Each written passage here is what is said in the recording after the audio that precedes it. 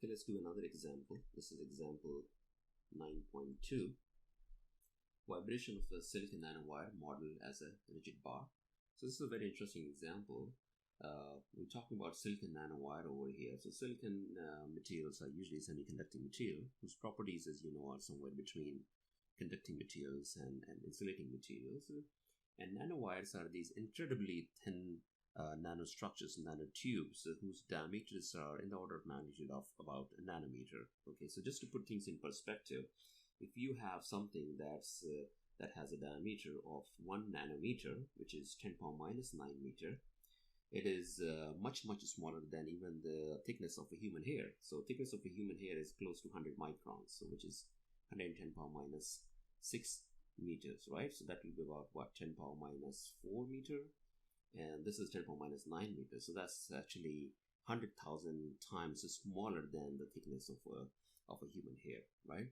So you know, engineers and scientists are designing these nanotubes, nanostructures, which have some very interesting properties that you won't find in bulk materials. So by bulk material, we mean, you know, 3D materials. So more or less, nanomaterials are considered, the nanostructures, nanorods or nanowires are considered to be one-dimensional material because there's not that much going on in the lateral direction perpendicular to the longitudinal direction. So at nanoscale, you know, interesting things happen. You know, from a physics point of view, there's something called quantum tunneling that can happen. There are quantum physical effects that take over. You know, the electrons can move in a funny way. Things that are conducting material become insulating material, or vice versa. Or the, you know, conductivity could become very large without requiring much energy to push electrons through. And all of this has implications in designing, you know, chips for computers as well as for cell phones and other devices out there. Okay, so that's a little bit of a side on that. Okay, so this is what makes this particular example so interesting. So the natural frequency, this is the question. The natural frequency of a vibrating spring mass system is a function of the equivalent mass and stiffness according to the relation omega n equal to square root of k equivalent over m equivalent. So any physical system out there that can be modeled as a spring mass system and has a governing differential equation that describes a simple harmonic oscillator has certain natural frequency given by this equation. So you just have to find what the equivalent spring constant is as well as the equivalent masses, and that will give you the circular natural frequency. So the question says, therefore, if the cantilevered silicon nanowire, as shown in the figure. So in the figure, you know, you're shown, you know, material, and there is a little silicon nanowire that is embedded in here, and this is about 2 micron meter. Okay, so that's the length scale we're talking about. So this is a silicon nanowire.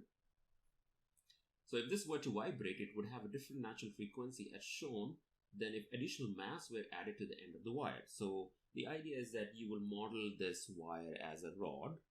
Okay, it will be modeled as a rod, and this is the point of, let's say, rotation over here, has a certain length, has a certain mass, and it has a certain diameter as well, which is given as 2r. So the question says, if, let's say, you were to add certain mass at the end of this wire, then it would have a different natural frequency, as opposed to if there was no mass over here, right? Because effective mass would be changed. Vibrating nanoelectromechanical system NEMS such as this silicon nanowire have been proposed for use in chip-based sensor arrays as ultra-sensitive mass detectors to detect masses in the zeptogram range. So zeptogram range, ZG, is 10 power minus 21 grams. So you can see how small it is going to be. Such a wire will be capable of detecting a small number of viruses. So if, you know, a few wires actually creep up over this nanowire over here, you know, we would be able to detect the presence of those viruses on this nanowire. Okay, so the idea is that you have a nanowire modeled as a rigid body. Okay, it's a bar and it has a certain frequency, but then if you add a certain mass at the end, then it's going to change its frequency, and maybe we can use that to determine what additional mass has been added to it, right? So, you know, if you look at this, it's really not very different from the video that I presented before from NPR on a spider tuning the web and figuring out whether a prey or a mate has landed on the web, or a meal has landed on the web. because the frequency of the oscillation, frequency of the vibration actually changes. When it plucks the string, when it plucks the web, it knows that the frequency has changed, and maybe from that it can figure out whether a mate has landed, because it has some idea how big and how heavy its mates are, as versus how big or heavy its meals are, right? Given a uniform silicon, so continuing the question, given a uniform silicon nanowire with a circular cross section that is 9.8 micrometer long and 330 nanometer in diameter, so length L is given. So this is a given quantity. So given is L is 9.8 micron meter, okay, and 330 nanometer in diameter. So diameter is 330 nanometer. Compute is natural frequency. So find its natural frequency, omega n, using a rigid bar model with all the flexibility lumped in a linear torsional spring at the base of the wire. Use rho equal to 2330 kilogram per meter cube for the density. So you're also given 2.330 into 10 power 3 kilogram per meter cube for the density of the silicon, and E, elasticity modulus, is 152 gigapascal. That's also given to you. So you're given all these quantities, and you find the circular natural frequency or the time period of oscillation. And the problem is telling you that you can model this bar, you can model this nanowire as a rigid body, as a rigid bar, and all the flexibility is lumped in a linear torsional spring. Okay, so if you model this as a bar, which is cantilevered, so which is rigidly attached over here, first of all, then I know that if I apply a certain force on it, it's going to bend, right? It's going to bend. So if I apply a certain force P on it, there will be some deflection. Okay, there will be some deflection as a result of that. And we know what is the relationship between that, right? So when you take the mechanics of materials class, you will actually learn about these things as to what is the relationship between P and the deflection, which is the delta, which is the deflection at the end point. And I'm just going to write that relationship because it's given to you in the problem. P is given as 3E times ICS. So ICS is the centroidal area moment of inertia of the beam's cross section over L cube times delta. Okay, and this is something that you will learn how to get in the mechanics of materials class, but in this question it's given to you. So you can clearly see that, you know, if you apply certain force P and you want to find the deflection at the end of this beam, which is cantilevered, it will depend on the elasticity modulus E. It will depend on the centroidal area moment of inertia of the beam's cross section, as well as the length of this bar, right? Okay, so ICS in fact is given as pi r to the power 4 over 4. Okay, that's your area moment of inertia, right?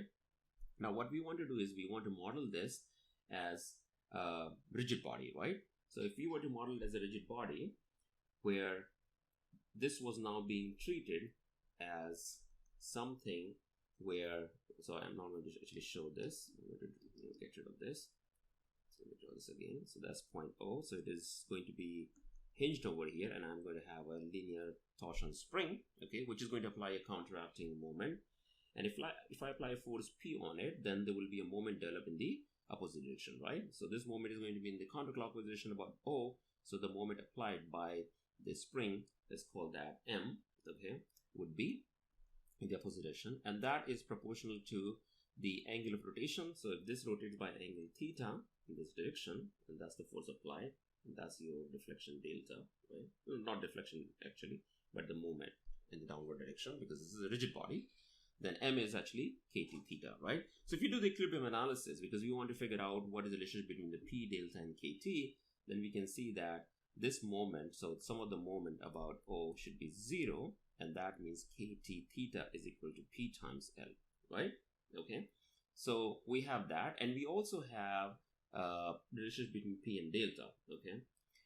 So delta, what is the relationship between delta and theta? So delta is equal to theta times L. Again, this is only true when theta is small, so we're going to be restricting ourselves to a small rotation. So delta is equal to theta L, so I can substitute that. So kt times theta is delta over L equal to P times L, okay? And we know the P and the relationship between P and delta, so we can substitute that too.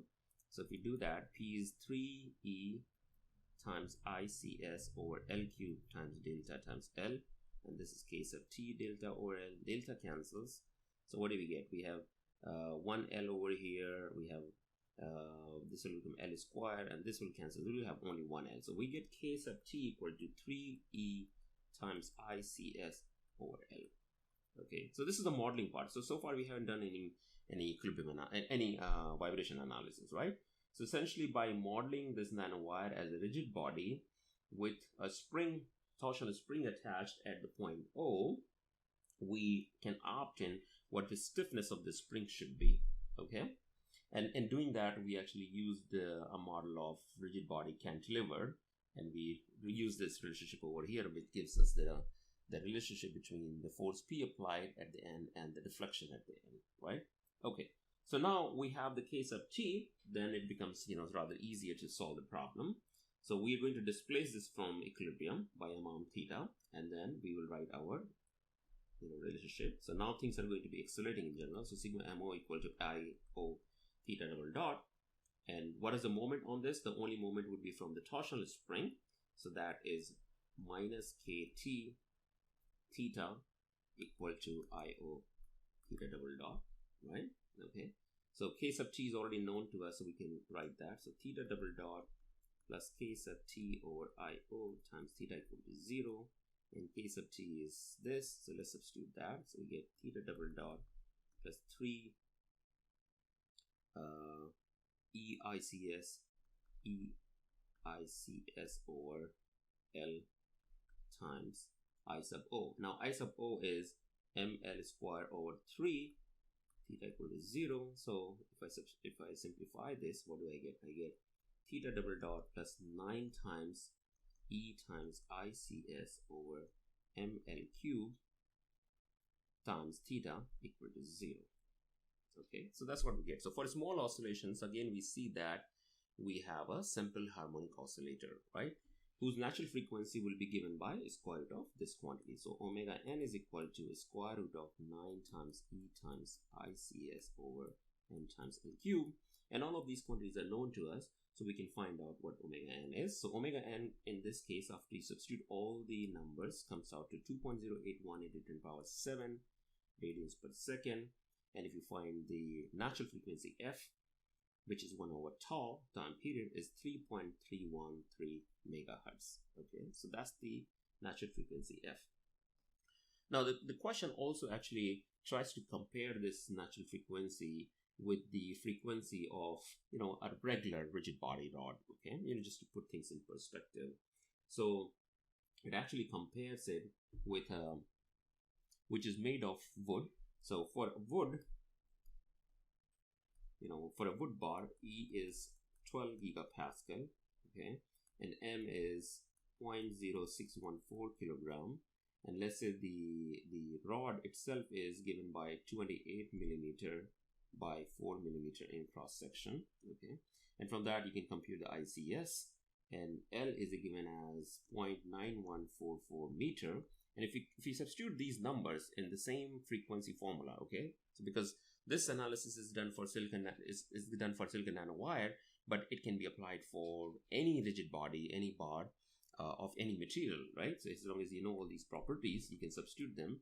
And for wood of this length, the frequency comes out to 3.457 hertz. I'm sure these numbers are picked in a clever way so that you can get a frequency which looks almost similar to the frequency of the silicon nanowire, with the difference being in the mega, right? So notice how the natural frequency of the nanowire is almost 1,000,000 times higher than the natural frequency of a bar made of wood of comparable length.